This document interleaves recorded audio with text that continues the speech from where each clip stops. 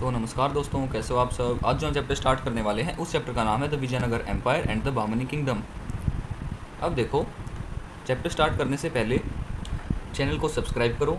अगर आपको जितने भी हमने आज तक चैप्टर करे हैं उन सब के नोट्स चाहिए, जैसे कि ये रिलीजियस मूवमेंट्स का किया था, Mahajanapada empire era, Mauryan empire, post Mauryan era, Gupta empire वगैरह वगैरह, तो ये सारे के सारे नोट्स आपको उसी चैनल पर मिल जाएंगे, वहाँ से आप फ्रीली इनको डाउनलोड कर सकते हो।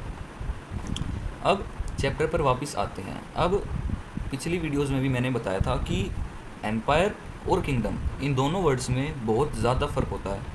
अब यहीं का अगर हम एग्जांपल लेके समझे तो विजयनगर एम्पायर क्यों और बहमनी किंगडम क्यों, एम्पायर क्यों नहीं। तो एम्पायर होता है एक तो लॉन्गेस्ट रेनिंग और जिसने सबसे ज़्यादा एरिया कवर कर रखा हो, तो जो मतलब बहुत ज़्यादा टाइम तक रहे और ज़्यादा एरिया कवर करता है, जैसे कि मौर्यन एम्पायर हो गया, ठीक है, और हमारा मराठा एम्पायर हो गया। तो उन्होंने इंडिया का बहुत सारा पार्ट कॉन्कर कर लिया था, तो वो किंगडम से बदलकर एम्पायर में कन्वर्ट हो गए थे, मतलब एक बहुत बड़े स्तर पर उन्होंने अपना एक्सपेंशन कर लिया था। तो इंडिया के अंदर सिर्फ कुछ ही एम्पायर हुए, किंगडम तो आपको बहुत सारे मिल जाएंगे पर एम्पायर बहुत कम हुए हैं। तो सबसे पहले जैसे हमारा मौर्यन एम्पायर आया था, उसके बाद आया था हमारा गुप्ता एम्पायर। अब गुप्ता एम्पायर के बाद अब हम पढ़ रहे हैं विजयनगर एम्पायर। अब विजयनगर एम्पायर के बाद जो हमारा एम्पायर आएगा वो होगा हमारा मराठा एम्पायर, ठीक है। तो अब चैप्टर को कंटिन्यू करते हैं। अब जैसे जैसे हमने पिछली वीडियो में पढ़ा कि दिल्ली सुल्तानेट का राज चल रहा था 12th सेंचुरी के बाद से। तो जब दिल्ली सुल्तानेट का राज चल रहा था तो जैसे ये इंडिया का मैप है, तो इंडिया का जो ये पार्ट है साउथ का, इसको कोई कॉन्कर नहीं कर पाया था। कॉन्कर क्यों नहीं कर पाया था? क्योंकि ये विजयनगर एम्पायर के अंडर में था। उसी टाइम पर जिस टाइम पर दिल्ली सल्तनत का राज था दिल्ली पर, उस तो साउथ के अंदर वहीं विजयनगर एम्पायर का राज था। अब विजयनगर एम्पायर की एक राइवलरी यानी दुश्मनाई एक और किंगडम से चल रही थी जिसका नाम था बहमनी किंगडम। ये एक छोटा सा किंगडम था, इसके बारे में हम लास्ट में पढ़ेंगे जब हम विजयनगर एम्पायर को कंप्लीट कर देंगे। तो स्टार्ट करते हैं। अब 14th सेंचुरी के अंदर विजयनगर एम्पायर साउथ इंडिया के अंदर हो जाता है इमर्ज। अब इसकी हिस्ट्री क्या है इमर्ज होने की, तो वो देखो। तो विजयनगर एम्पायर जो है उसके फाउंडर बताए जाते हैं दो भाई, जिनका नाम था हरिहर एंड बुक्का। इन्होंने इस एम्पायर को 1336 एडी में फाउंड किया था। और ये जो हरिहर और बुक्का थे, ये काकटियाज ऑफ वरंगाल इनके फ्यूडेटरीज थे। लेकिन बाद में ये क्या होते हैं, ये काम्पिल्य मतलब कि जो प्रेजेंट कर्नाटका है उसके मिनिस्टर बन जाते हैं। और जब ये मिनिस्टर बनते हैं तो सेम टाइम पर मोहम्मद बिन तुगलक ऊपर दिल्ली में नॉर्थ साइड पे राज कर रहा होता है। तो वो क्या करता है, वो काम्पिल पर अटैक कर देता है और इन दोनों को बंदी बना लेता है। अब इनको टॉर्चर कर करके फोर्सफुली इनको इस्लाम में कन्वर्ट कर देता है। इनको एग्जीक्यूट करने में की बहुत ट्राई करता है, लेकिन फिर क्या होता है कि इनके एक गुरु थे विद्या नारायण नाम से, तो वो इनको हिंदुइज्म में वापस से कन्वर्ट कर लेते हैं और दोबारा से इनको अपना राज सिंहासन मिल जाता है। फिर ये अपनी जो राजधानी है वो विजयनगर पर बनाते हैं। अब विजयनगर एम्पायर सिंगल डायनेस्टी का एम्पायर नहीं है, इसमें 4 डायनेस्टीज आती हैं, यानी 4 साम्राज्य आते हैं। जैसे कि पहली डायनेस्टी है संगम, जिसके फाउंडर है हरिहर और बुक्का। फिर आती है सुलवा, जिसके फाउंडर है नरसिम्ह। फिर आती है तुलवा डायनेस्टी, जिसके फाउंडर है वीर नरसिम्ह राया। फिर आती है अराविडू, जिसके फाउंडर है तिरुमल टू। अब आगे हम अपनी डायनेस्टी, जो पहली डायनेस्टी थी संगम डायनेस्टी, वहाँ से स्टार्ट करते हैं। अब आते हैं हरिहर वन, जो कि फाउंडर बताए जाते हैं संगम डायनेस्टी के। इन्होंने विद्यानगर को फाउंड किया था और फिर उसको रीनेम करके विजयनगर बना दिया था। इसका मतलब विजयनगर नाम पहले से ही नहीं था। विजयनगर का नाम पहले क्या था, विद्यानगर था। ये अपनी जो राजधानी है यानी विद्यानगर या विजयनगर की जो राजधानी है वो अनागुंदी रखते हैं।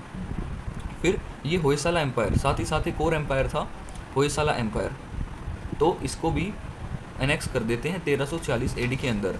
उनके जो किंग थे वीर बल्लाल 3, उनको मारकर। साथ ही साथ इन्होंने मदुराई के सुल्तान को भी हराया था। फिर जो हमारे नेक्स्ट किंग आते हैं वो आते हैं बुक्का 1। तो मैंने बताया था ना, ये 2 भाइयों ने फाउंड किया था, तो ये हरिहर के भाई थे बुक्का 1। इन्होंने अपनी कैपिटल रखी थी गुत्ती के अंदर। तो इन्होंने पूरे साउथ को कैप्चर कर लिया था रामेश्वरम तक। कहाँ तक? रामेश्वरम तक। और इसके साथ ही साथ तमिल को और चेरा किंगडम, जो कि प्रेजेंट केरला है, उसको भी कॉन्कर कर लिया था। फिर हमारे आते हैं हरिहर 2। हरिहर 2 ये पहले ऐसे विजयनगर एम्पायर के किंग थे जिन्होंने राजा का टाइटल लिया था। इनको राजा परमेश्वर भी कहते थे और महाराजा अधिराजा भी कहते थे। अब आप सब मुझे कमेंट करके बताओगे कि महाराजा अधिराजा सबसे पहले किसने यूज़ किया था और कौन सी डायनेस्टी का किंग था। और इसके रूल के अंदर क्या होता है, ये पहले बामनी किंगडम जो है उसके साथ अलायंस बना लेते हैं, यानी उसके साथ गठबंधन कर लेते हैं, और उनके साथ ये करके फिर ये बेलगांव गोवा को उनसे बाद में छीन लेते हैं। साथ ही साथ ये सेलोन यानी जो प्रेजेंट श्रीलंका है उसके ऊपर भी अटैक करते हैं। फिर आते हैं हमारे देवराया वन। अब देवराया वन जो है, इनका जो पीरियड है, इनका जो काल है वो बहुत इंपॉर्टेंट है। इनके आते ही 1808 एडी के अंदर देवराया की लड़ाई हो जाती है फिरोज से। फिर देवराया इसके अंदर हार जाते हैं। फिर ये क्या करते हैं, इन फिरोज़ जो है इनकी बेटी से शादी कर लेता है। अब इसका कोई प्रूफ नहीं है कि ये खुद अपनी बेटी को देते हैं या फिर वो फोर्सफुली इनकी बेटी से शादी करता है। दहेज में इनसे क्या मांगता है, बंकापुर। अब ये रिवेंज लेने के लिए, अपना बदला लेने के लिए क्या करते हैं, ये क्या करते हैं कि एक्सेशन चल रही होती है रेड्डी किंगडम के लिए, एक साथ ही साथ रेड्डी किंगडम भी था। अब जैसे आप साउथ स्टेट्स में जाओगे तो वहाँ पर कई लोगों का आपको सरनेम मिलेगा रेड्डी, तो ये वही रेड्डी किंगडम है। तो एक कॉन्फ्रेंस होती है रेड्डी किंगडम की एक्सेशन के लिए, वहाँ पर जो देवराया थे उन्होंने वरंगाल ट्रीटी साइन की थी। फिर उसके अंदर क्या होता है, ये रेड्डी किंगडम को डिवाइड कर देते हैं और फिरोज़ शाह जिसने इनको हराया था और इनकी बेटी से मजबूरी के अंदर शादी कर ली थी, उनको भी हरा देते हैं। साथ ही साथ ये तुंगा भद्रा जो डोब होती है, इसके साथ ही साथ ये उसके ऊपर डैम यानी कि बांध बना देते हैं। फिर जब देवराया का राज चल रहा था तो निकोलो डी कोंटी ये भी एक ट्रैवलर थे जो इनके कोर्ट में आए थे। याद रखना ये इटालियन ट्रैवलर थे।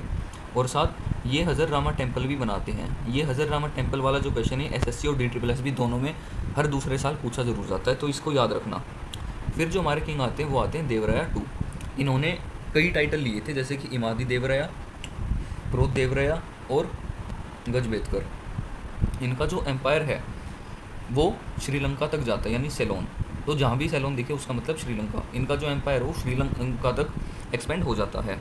इनकी एक खास बात थी, ये क्या करते हैं कि ये मुस्लिम्स को अपनी आर्मी में रख लेते हैं और साथ ही साथ जो अरब के होर्सेस थे उनको भी अपनी आर्मी के अंदर इंक्लूड कर लेते हैं। अब एक बहुत ही फेमस ट्रैवलर थे अब्दुल रज़ाक। तो अब्दुल रज़ाक इन्हीं के टाइम पर इनके कोर्ट में विज़िट करते हैं और विजयनगर एम्पायर के बारे में बहुत अच्छी बातें लिखते हैं कि कैसा वहाँ का इंफ्रास्ट्रक्चर था, कैसे एडमिनिस्ट्रेशन को संभाला जाता था, कैसे वहाँ के फील्ड वगैरह थे। ठीक। और ये जो देवराया टू थे ये एक तरह से कह सकते हैं ये राइटर भी थे, क्योंकि इन्होंने ये बुक थी ये लिखी थी। मैं इतना बड़ा प्रोनाउंस कर नहीं पाऊँगा तो आप पढ़ लेना। अब चलते हैं हमारी नेक्स्ट डायनेस्टी जिसका नाम है सुल्व डायनेस्टी। अब सुल्व डायनेस्टी के सबसे पहले राजा आते हैं सुल्व नरसिम्ह। ये चंद्रगिरी के गवर्नर बनते हैं। ठीक, चंद्रगिरी के गवर्नर बनते हैं। इसके बाद दो किंग और आते हैं जिन्होंने खास कुछ काम किया नहीं, मतलब उनके या तो प्रूफ अवेलेबल नहीं है या जो भी आप समझो, तो वो होते हैं तिमा और इमादी नरसिम्हा या फिर वीर नरसिम्ह। फिर उसके बाद आती है हमारी तुल्व डायनेस्टी। अब पूरे विजयनगर एम्पायर में जिसका सबसे बड़ा योगदान है वो किंग है हमारे कृष्ण देवराया, जो कि तुलवा डायनेस्टी से बिलोंग करते हैं। ये वीर नरसिम्ह के भाई होते हैं। अब वीर नरसिम्ह हमने ऊपर ही पढ़ा है कौन थे, वीर नरसिम्ह सुल्व डायनेस्टी के लास्ट किंग थे। ये रहा वीर नरसिम्ह। कर्नाटका के अंदर कृष्ण देवराया ने उड़ीसा का जो रूलर था उनको बोला कि जितनी भी विजयनगर की टेरिटरीज तुमने छीनी है वो सारी की सारी हमें वापस कर दो। ठीक है, तो यहाँ से उड़ीसा के रूलर को डरा देते हैं। फिर ये क्या करते हैं कि बीजापुर और उड़ीसा ये दोनों एम्पायर जो हैं ये साथ में अलायंस बना लेते हैं कृष्ण देवराया को हराने के लिए। फिर 1520 AD के अंदर ये बीजापुर रूलर को भी हरा देते हैं और जो बेलगांव था उसको भी जीत लेते हैं। ठीक है। अब जब इनका राज चल रहा था तो साथ ही साथ बाबर भारत में आया था और वो राज करने लग गया था। तो बाबर को जब इनका पता चला कि ये इतने स्ट्रॉन्ग है, इतने ज़्यादा मतलब वॉरियर नेचर के हैं, तो ये बाबर इनको कहता है कि he is the greatest ruler of Tuluva dynasty, यानी तुल्व डायनेस्टी के अंदर जितने भी रूलर हुए हैं उनमें से सबसे महान राजा कृष्ण देवराया है। साथ ही साथ कृष्ण देवाने का कोई काम भी है लिखने का, जैसे कि ये उषापूर्यनम, अब मेरे बस की है नहीं ये प्रोनाउंस करना, तो ये देख लो, ये तो कर सकता हूँ, जामवती कल्याण जो कि संस्कृत में लिखा गया है, और अमुक्तमल्य जो कि तेलुगु में लिखा गया है। इन्होंने महानवी दिब्बा, अब इसको दशहरा दिबा के नाम से भी जानते हैं, तो ये याद रखना। तो महानवी डिब्बा, इसका दूसरा नाम क्या है, दशहरा डिब्बा। क्यों? क्योंकि यहाँ पर सेलिब्रेशन होती थी जब भी कोई फेस्टिवल होता था, और मेनली दशहरा के टाइम। और इन्होंने भतकल फोर्ट भी बनवाया था, यानी भतकल का किला। फिर ये क्या करते हैं, वित्तल स्वामी और तिरुपति टेम्पल बनाते हैं और अष्टदिग्गज अपने कोर्ट के अंदर रखते हैं। अब अष्टदिग्गज कौन है? अष्टदिग्गज वो हैं जो मेनली एक तरह से हम कह सकते हैं नोबल्स या मिनिस्टर्स, जैसे फाइनेंस मिनिस्टर हो गए, होम मिनिस्टर हो गए, तो ये सब भी अपने कोर्ट में रखते हैं अष्टदिग्गज। फिर इसके बाद आते हैं अच्युत देवारया। अब ये क्या करते हैं, ये हम्पी के अंदर एक टेम्पल बनाते हैं जिसका नाम था तिरुवेंगलनाथ टेम्पल। अब रामरया जो कि उस टाइम पर चीफ मिनिस्टर थे इनके राज्य के, वो इनको बंदी बना लेते हैं। उसके बाद राज आता है सदाशिव रया का। ये कृष्ण देवा रया के बेटे थे। 1543 AD के अंदर ये अपनी राजगद्दी पर बैठते हैं, ठीक है। लेकिन जब ये बैठते हैं तो साथ ही साथ इन्हीं के टाइम पर CM कौन होता है? रामरया, जिसने उनको बंदी बना लिया था अच्युत देवरया को। तो रियल पावर किसके हाथ में रहती है? रामरया के हाथ में। उसके बाद आती है अराविदु डायनेस्टी। अब अराविदु डायनेस्टी के अंदर कौन होता है? तिरुमल II। कौन होता है? तिरुमल II, जो कि रामरया, जो कि वो चीफ मिनिस्टर था, अभी हमने पढ़ा है, उसका भाई है। ये अपनी कैपिटल कहाँ रखता है? ये अपनी कैपिटल रखता है पेनागोंदा के अंदर, जो कि हम्पी से बदलकर ये करते हैं। फिर 2-3 राजा और आते हैं जिनका कोई खास काम का प्रूफ हमें कोई मिला नहीं, जैसे कि होगी श्रीरंग और वेंकट II। फिर उसके बाद आते हैं श्रीरंग III। फिर आता है हमारा बैटल ऑफ बनीहट्टी। इस बैटल के 3 नाम है, बनीहट्टी, राक्षसी तांगड़ी और बैटल ऑफ तालीकोटा। अब ये बैटल बहुत फेमस है। इसमें क्या होता है, विजयनगर एम्पायर जो कि रामरया के अंडर में था, वो 4 मुस्लिम स्टेट्स के साथ लड़ता है, ठीक है। तो 4 मुस्लिम स्टेट्स, जैसे दिल्ली सुल्तानेट भी जिसके अंदर थे, वो विजयनगर एम्पायर जो कि रूल कर रहे थे रामरया, उनको घेर लेते हैं और बंदी बना लेते हैं। अब रामरया के हारने के बाद जो विजयनगर एम्पायर है हमारा, वो एक तरह से कह सकते हैं हम ख़त्म हो जाता है। अब बामनी किंगडम के बारे में पढ़ते हैं। अब बामनी किंगडम को फाउंड किया था बामन शाह ने। इसने बामन शाह ने, जिसको हम हसन गंगू के नाम से भी जानते हैं। इन्होंने सबसे पहले अपनी कैपिटल रखी थी गुलबर्गा के अंदर। साथ ही साथ ये जो किंगडम था, ये 5 किंगडम्स के अंदर फैला हुआ था, जैसे बीजापुर, अहमदनगर, बेराड़, बिदार और गोलकुंडा। अब ये जितने भी हैं ना, जैसे अहमदनगर सुल्तान, बीजापुर का सुल्तान, ये हम मिड हिस्ट्री में जब वहाँ पहुँच जाएंगे मराठा एम्पायर के पास, तो मराठा एम्पायर की बीजापुर और अहमदनगर के साथ अच्छी राइवलरी चलती है, तो वहाँ इनका जिक्र हम देखेंगे। तो पहले राजा जो बामन शाह थे, ये फाउंडर थे किंगडम के, इनको हसन गंगू भी बोला जाता था। उनके बारे में पढ़ते हैं। अब ये पर्शियन हीरो था एक वहाँ का, यानी ईरान इराक की साइड कोई भी एक हीरो होगा जिसका नाम था बामन, तो ये उसके डिसेंडेंट अपने आप को उसका डिसेंडेंट ये अपने आप को बताता है। फिर आता है मोहम्मद शाह। मोहम्मद शाह क्या करता है, अष्टप्रधान बनाता है, यानी काउंसिल ऑफ 8। जैसे विजयनगर एम्पायर के अंदर उन्होंने अष्टदिग्गज बनाए थे, ऐसे ये अष्टप्रधान बनाता है। फिर आता है फिरोज शाह। फिरोज शाह का ये एक गुड कैलीग्राफिस्ट होता है। तो पेपर में क्वेश्चन आएगा कि बामनी किंगडम के अंदर से कौन सा किंग है जो कैलीग्राफी में बहुत अच्छा था, तो आपको बिना सोचे समझे फिरोज शाह पर टिक लगा देना है।